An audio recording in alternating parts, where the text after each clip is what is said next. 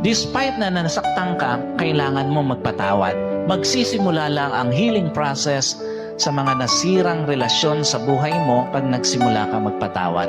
Hindi para sa mga nanakit sa'yo, o hindi para sa'yo. Hindi para doon sa mga tao na hindi ka pinahalagahan, for you to be able to see that God has a better plan.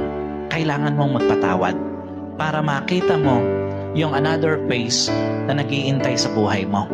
Despite na nasaktan ka ng mga taong hindi nagpahalaga sa'yo, kasi nga, that would be the start, that would be the open doors to mend what was broke in your life. Yung pagpapatawad natin, magbubukas ng pintuan para sa mga nasirang relasyon sa buhay mo. Hanggat hindi ka nagpapatawad, hindi magsisimula o magbubukas ang pintuan para mabuo muli anumang nasira sa buhay mo.